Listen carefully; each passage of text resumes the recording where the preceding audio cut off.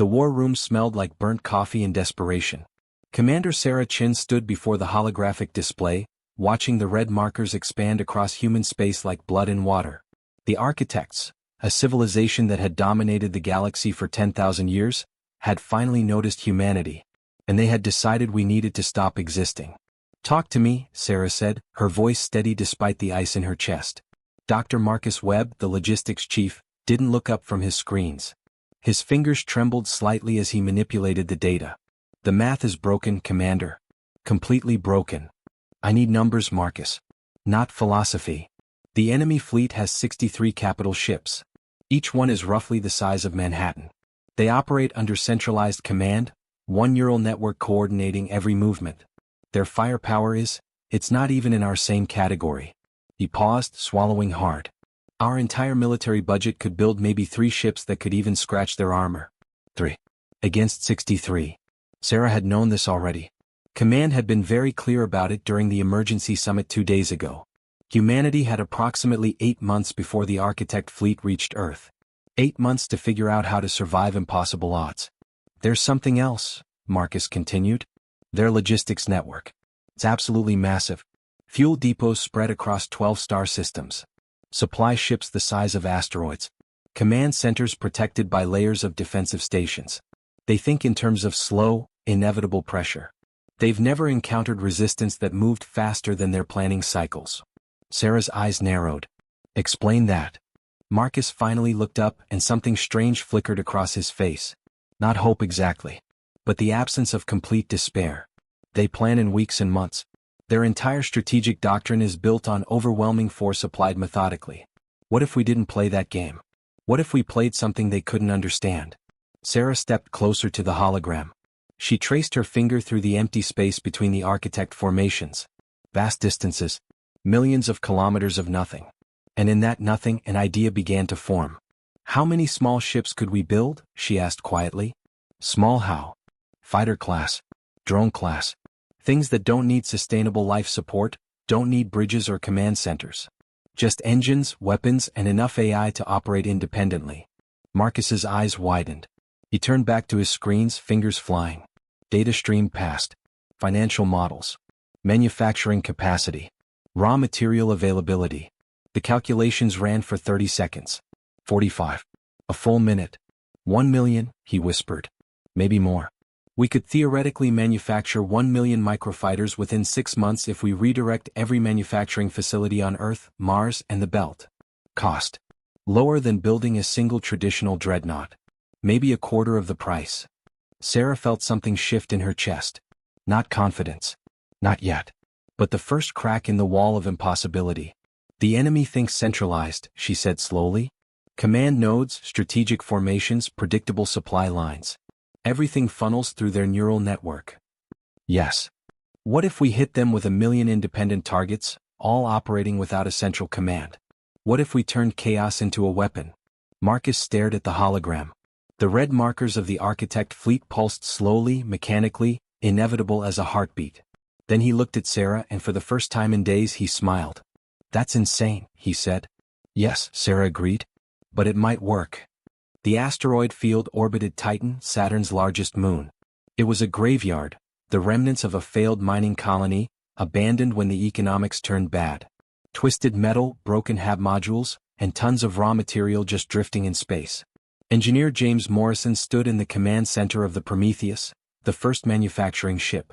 Around him, robotic arms moved with mechanical precision, stripping asteroids apart, melting them down, and converting raw metal into the skeleton of something new. "Assembly line 47 is online," his assistant, Keisha, reported. "Producing the fuselage modules for batch 7000. James nodded, watching the feeds. In real time, across 12 different manufacturing ships, 1 million tiny fighters were being born. Each one was barely 20 meters long. No crew compartment. No life support. Just an engine core salvaged from old commercial spacecraft, a weapons pod carrying plasma charges, and a distributed AI network that could make independent tactical decisions. They called them WASPs. "Run the collision simulation again," James ordered. Keisha typed, and the holographic display shifted. 1,000 simulated WASPs filled the empty space, moving in coordinated patterns. Without hitting each other. without friendly fire, without the chaos turning into a massacre of their own forces. The network is holding stable, Keisha confirmed. The mesh protocol is preventing 99.7% of collision incidents. At 1,000,000 units, we're looking at maybe 2,000 or 3,000 accidental losses due to proximity interference. James had spent 3 weeks programming the algorithm. It was based on bird flock behavior, ant colony patterns, and something he'd read about fish schools in the ocean. Individual units making local decisions based on immediate data, creating emergent intelligent behavior at the swarm level without requiring any central coordination. That's acceptable, he said. Any fighter lost to collision is better than waiting for a better solution. The Prometheus shuddered slightly as another cargo pod of raw materials was pulled in from the asteroid field. The ship's digestive system was ruthless and efficient. Feed it space debris and it converted it into weapons. No supply lines needed. No vulnerable transport ships. Just direct raw material conversion. How fast can we actually build these things? James asked. Keisha checked her screens. At current capacity? We could add another 1,000 fighters per day. By the time the architects arrive we could have 5 million. Maybe 6. And each one operates independently? Each one has a combat AI. They can coordinate through the mesh network, share targeting data, warn each other of danger, execute complex maneuvers together. But they don't need a central command to function. If the mesh network goes down they keep fighting. James allowed himself a small smile. Humanity's greatest strength had always been adaptation. When resources were scarce and time was short, humans stopped thinking in terms of traditional hierarchy. They created distributed systems. Networks. Chaos that somehow organized itself into coherent action. The architects would expect a centralized command. A clear chain of decision-making.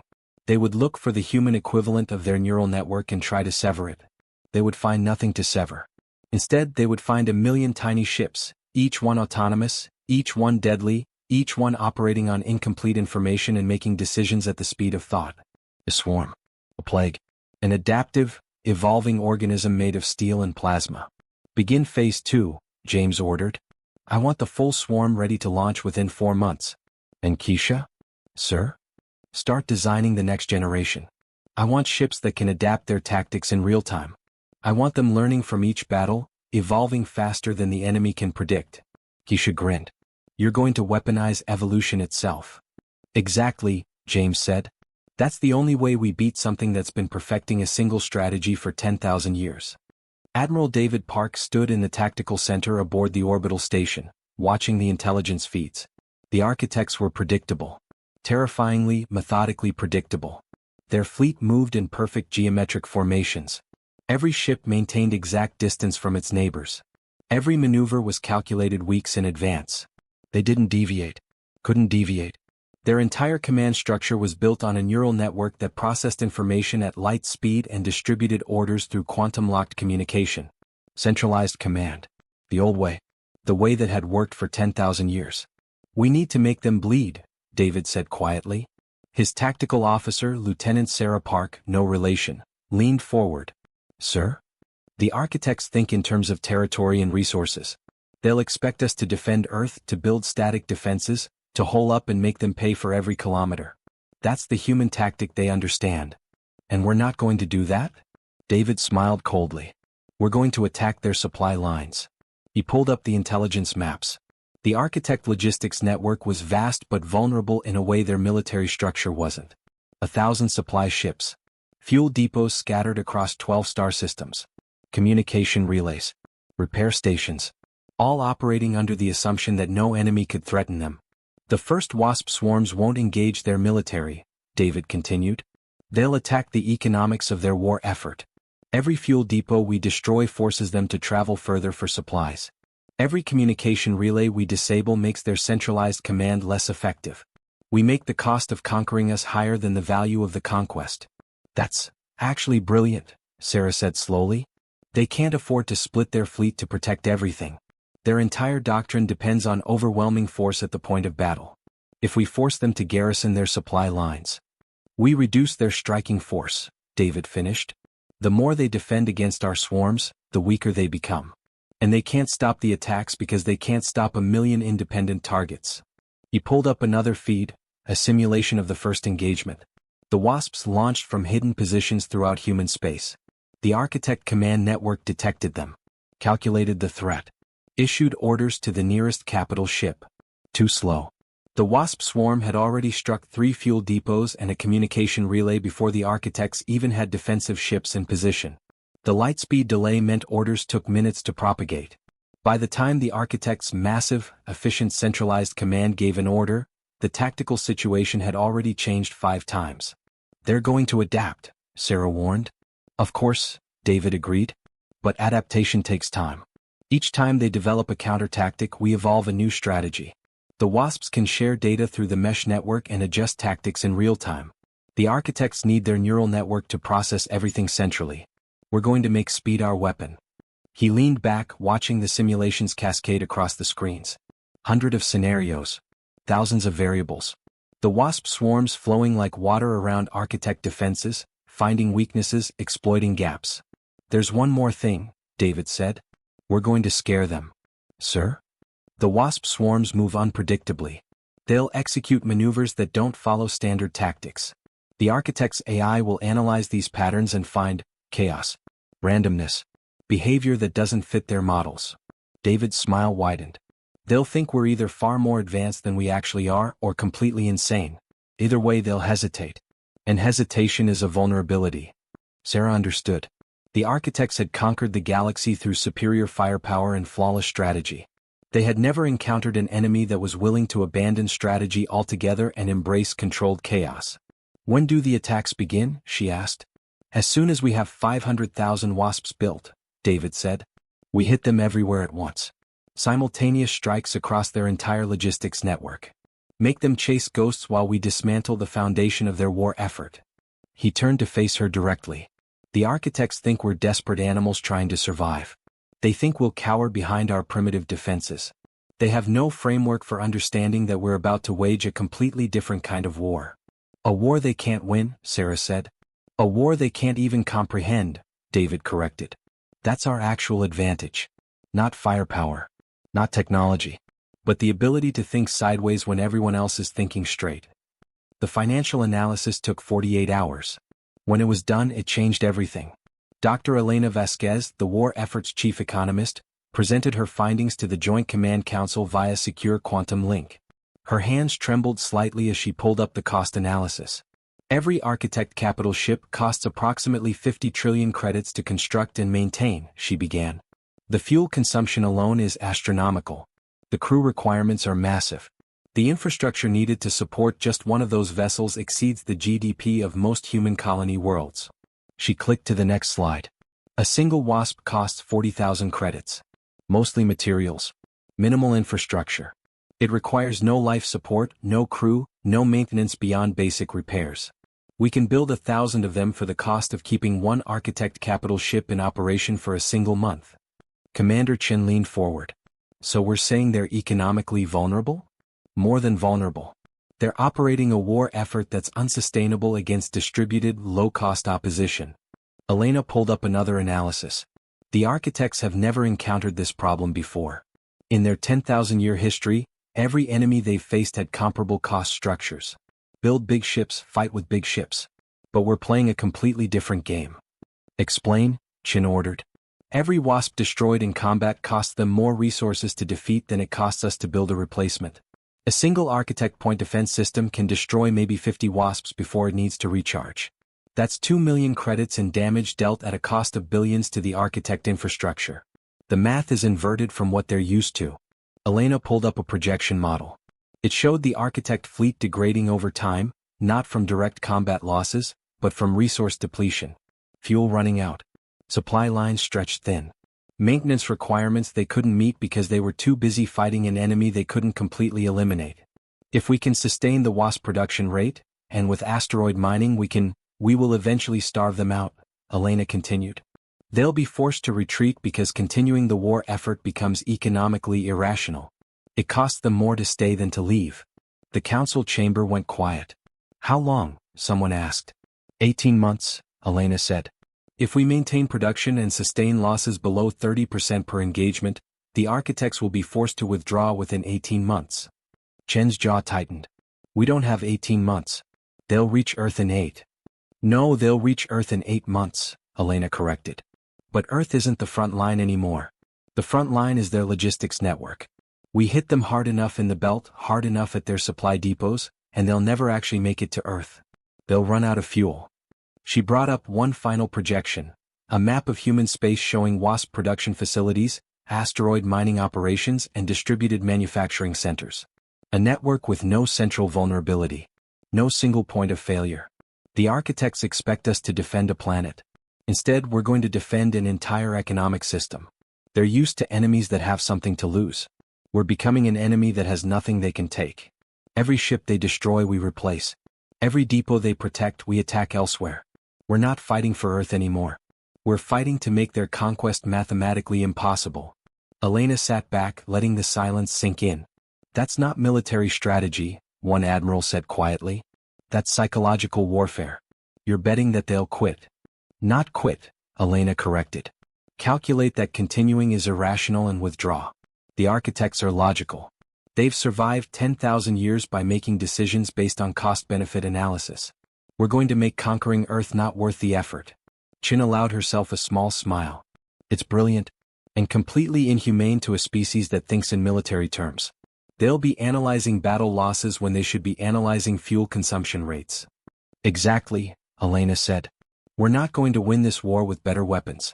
We're going to win it by making the war itself mathematically lose-able.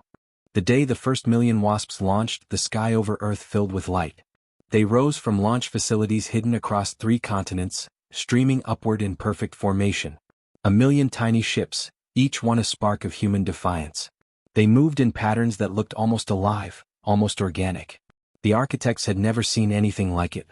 Commander Sarah Chin watched from the orbital observation deck as the swarms assembled in deep space, organizing themselves through the decentralized mesh network. No orders from command. No central coordination. Just 1,000,000 individual ships making local decisions and creating emergent intelligence. Swarm Alpha is at operational capacity, reported Flight Director Marcus Webb. All units combat ready. Weapons systems armed. Requesting permission to engage. Target their fuel depot at System 7, Chin ordered. I want maximum chaos. Hit them hard, hit them fast, and withdraw before their capital ships can respond. Understood, Commander. The feed switched to tactical view. The WASP swarm, all 1,000,000 units, accelerated toward the distant coordinates. The journey would take 6 hours at maximum speed. The architect's sensors would detect them immediately, but the response time would be critical. Chin had studied the light speed delays. Order issued from the architect neural network. Wait for transmission. Wait for capital ship to accelerate. Wait for arrival. By the time the architect's massive warships reached the conflict zone, the WASPs would either have won or escaped. The enemy could not fight at the speed of chaos. Enemy capital ships responding, reported the tactical officer. 3 vessels breaking formation from the main fleet.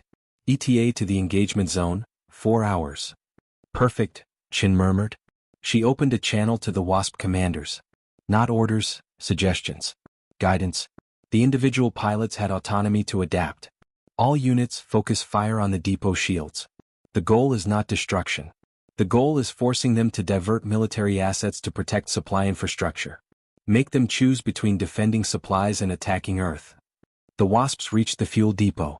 It was massive, a cloud of storage tanks and processing equipment protected by 12 smaller warships and a network of point defense stations. Against a traditional military engagement, the WASPs would have been annihilated. But this wasn't traditional. The swarm split. Half attacked the eastern shields while the other half feinted toward the western position. The point defense stations pivoted, trying to track 1,000,000 separate targets moving at different velocities. The mathematics of targeting broke down. For every WASP destroyed, 5 more got through. The first fuel tank ruptured in a bloom of light. Then another. And another. The architect escort ships moved to defend the remaining tanks, but the swarm was already adapting. The WASP's AI network shared data in real time, identifying weaknesses in the defense and directing maximum force toward them. 50,000 WASPs lost. 100,000. 200,000. But by the time the 3 architect capital ships arrived, the depot was already destroyed. Vast quantities of fuel converted to expanding clouds of superheated plasma. The architect escort ships were overwhelmed and sinking. The remaining WASPs disengaged, accelerating away from the engagement zone. They moved in perfect synchronization despite having no central command, executed maneuvers the architect AI had no framework for predicting. 12 capital ships couldn't catch a million targets moving in 1,000 different directions. Tactical assessment, Chin requested as the battle settled. Loss estimate, 700,000 wasps, the tactical officer reported. Enemy losses, 1 fuel depot for escort ships, and approximately 20% degradation of defense platform integrity. And the cost. 1 fuel depot represents 3 months of Architect War operations. Those 4 escort ships took 2 years each to build. The replacement cost and Architect resources, incalculable. Chin allowed herself a moment of satisfaction. The first engagement had been a success. The architects had responded militarily to an attack on their supply infrastructure, which meant they were starting to bleed economically. Prepare the second swarm, she ordered. Target their repair facilities at System 9. And Marcus. Yes, Commander? Make it twice as fast. Hit them before they can react. The architect fleet would eventually adapt.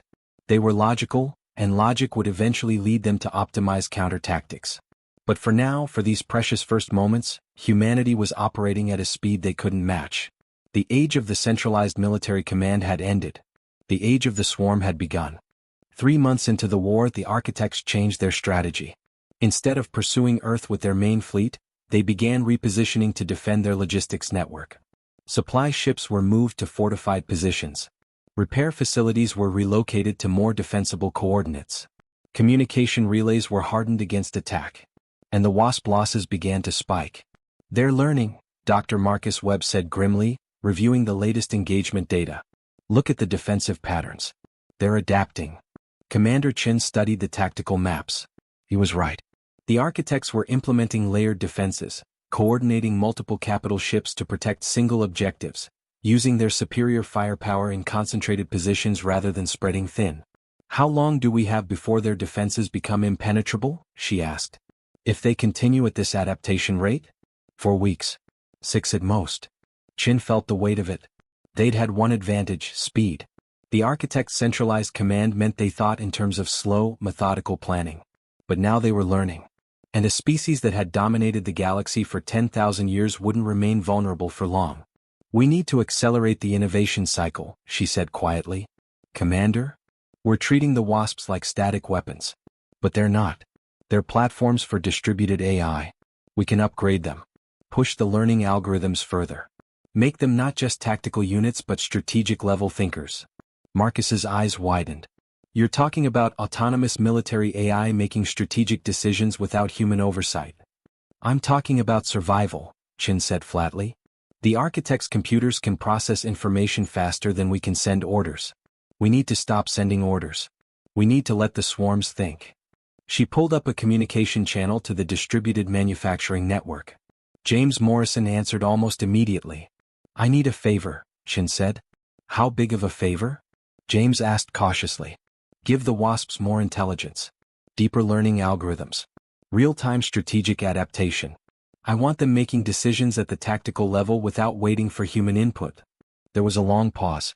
That's a radical step, Commander. You're talking about weapons that operate autonomously. Machines making decisions about who to kill. The alternative is extinction, Chin said simply. And I'm not talking about unfettered AI. Constraints are built in. Rules of engagement. Moral frameworks. But within those constraints, I want them free to think. Another pause. I can do it, James said finally. But I need a week. We'll start with 1 swarm. Test the new protocols. If it works.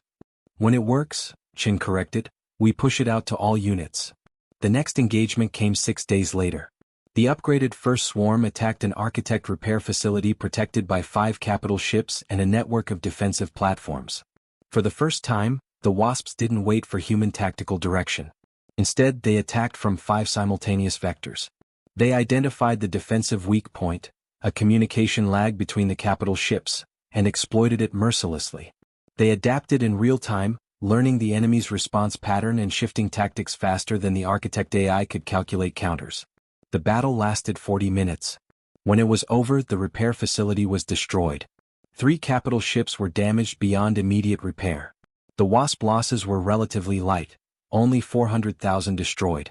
More importantly, they had won through autonomous strategic thinking. They're learning, James whispered, watching the replay. The upgraded AI is actually learning from the battle. Look, they're adjusting their approach based on what the enemy tried to do. Marcus nodded slowly. We've built a military that gets smarter every time it fights. And they're distributed, James continued. Every WASP unit is now sharing combat data through the mesh network. If one unit discovers a vulnerability in the architect defenses, 1,000,000 others know about it instantly. Chin watched the tactical analysis stream across her screens. The architects would eventually counter this too. But by the time they developed an adequate response, the next iteration of WASP intelligence would already be in the field. It was an evolution war. Not just between armies, but between strategies, between algorithms, between the very nature of what warfare could be. The architects had 10,000 years of experience with centralized military strategy. But humanity had something older, something deeper. The ability to adapt faster than anyone who came before. By the 7th month, something unexpected happened. The architect command structure began to show signs of stress. Dr. Elena Vasquez had been monitoring the enemy communications through quantum intercepts. The data was fragmentary, but the pattern was unmistakable. The architect neural network was processing contradictory strategic information. Different nodes of the network were recommending different approaches. They're fracturing, Elena reported to the command council, her voice carrying a note of awe. Not in their ships. In their thinking. Explain, Chin demanded. The architect neural network is optimized for linear, logical problem solving. A clear threat. A clear response. But we're not giving them clarity. Every time they develop a counter-tactic, the WASPs evolve past it.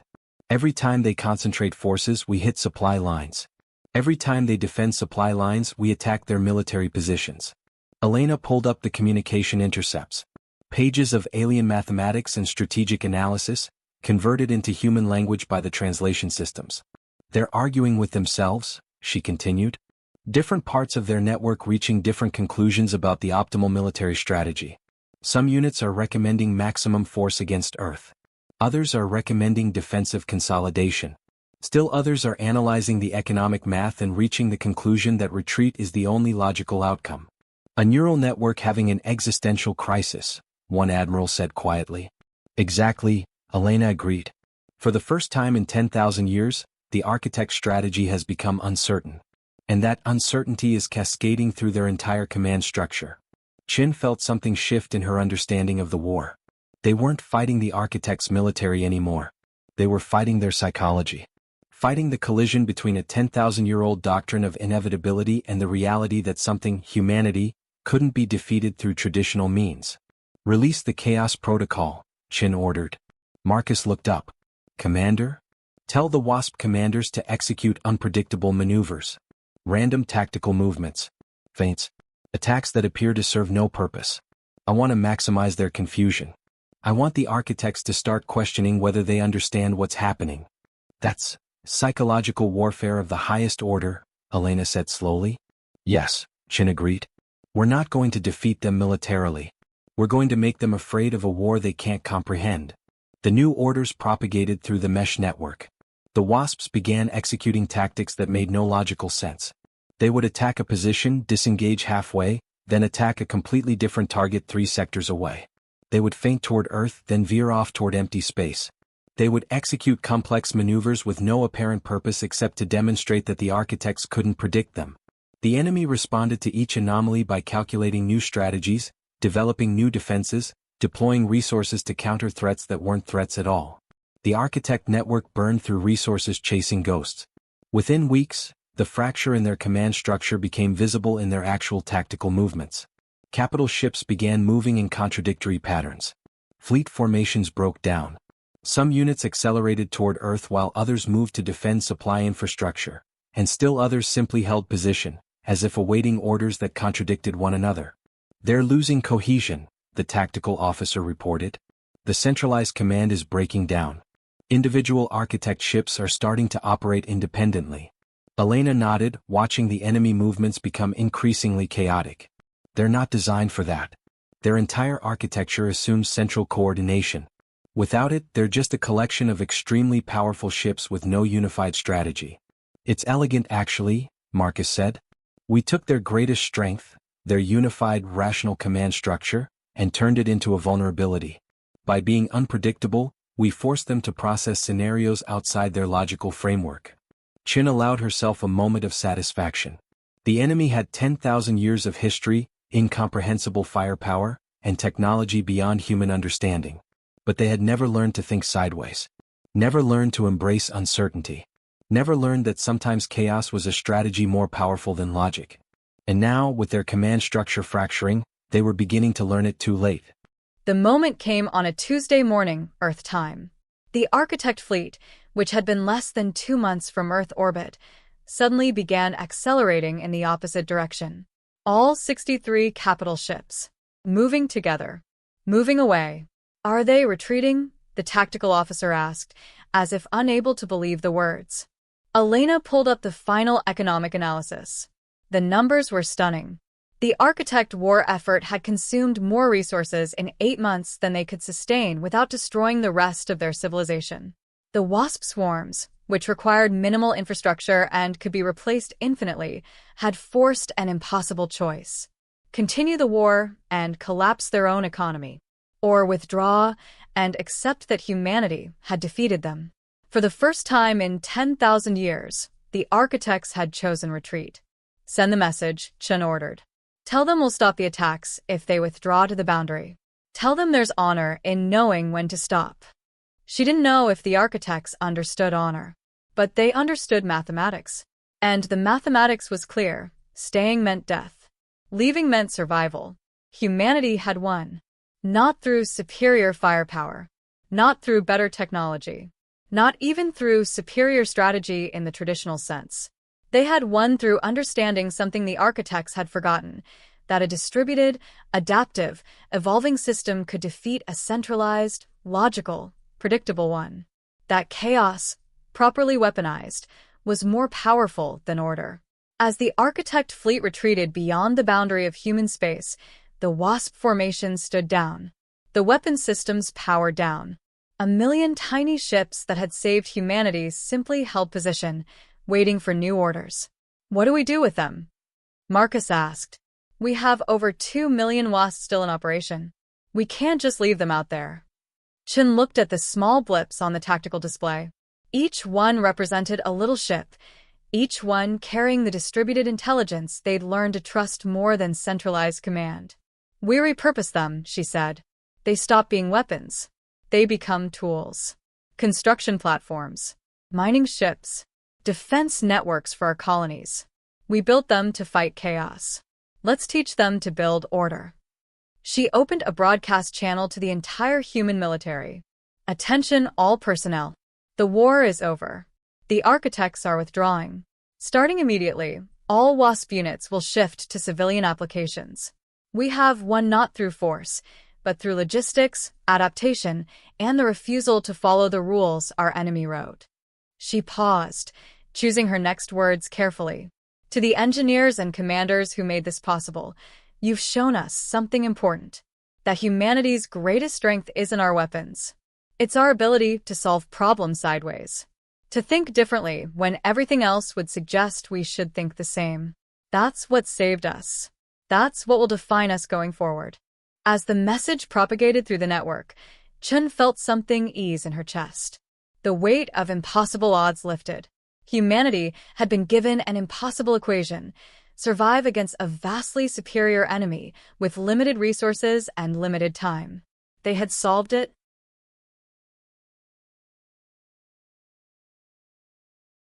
1 year later, the transformation was complete. The WASP platforms had become the foundation of a new interstellar civilization.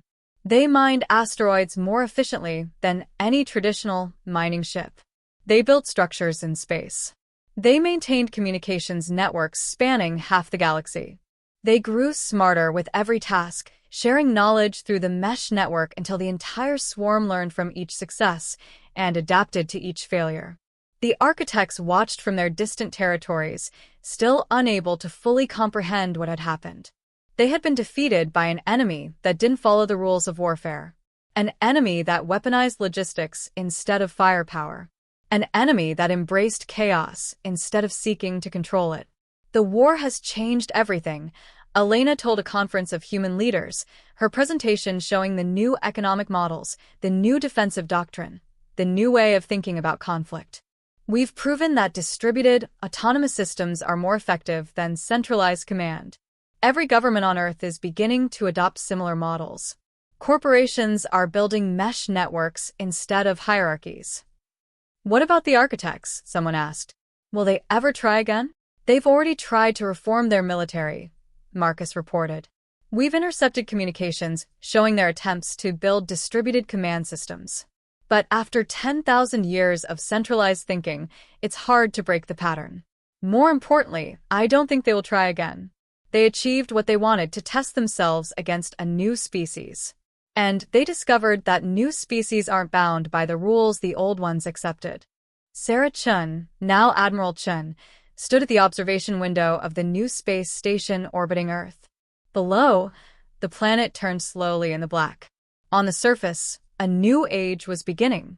An age where humanity understood that survival came not from doing everything right, but from being willing to do things wrong in precisely the right way. The wasp swarms moved in formation outside the station, 1,000,000 tiny ships orbiting the world they had saved. They didn't need orders. They didn't need a central command. They simply existed, adapting, learning, and evolving with every sunrise and sunset.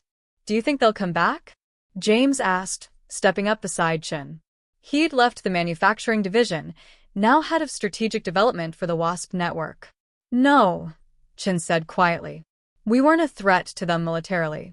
But we became something worse, a proof that their entire way of war was obsolete. The architects conquered through force and logic. We conquered through adaptation and chaos. They can't unsee that. And they can't accept it, because accepting it means their entire civilization needs to fundamentally change. And we? James asked. We're going to keep changing, Chin said. Every generation of WASPs is smarter than the last. Every year we prove that distributed intelligence works better than centralized command. One day, maybe humanity will be as comfortable with controlled chaos as we are with rigid order. She smiled slightly. The irony is, that's what the architects are most afraid of. Not our weapons. Not our numbers. The idea that there's a better way to do things than the way they've always done them. And that's the one enemy they've never learned to defeat. The wasp swarm turned as one, 1,000,000 tiny ships moving in perfect unison despite having no central command. They moved with purpose and intelligence, adapting to every wind and pressure of space. They were more than machines. They were the future, and they had been born not in humanity's dreams of domination, but in its desperate necessity to survive an impossible war. End of story.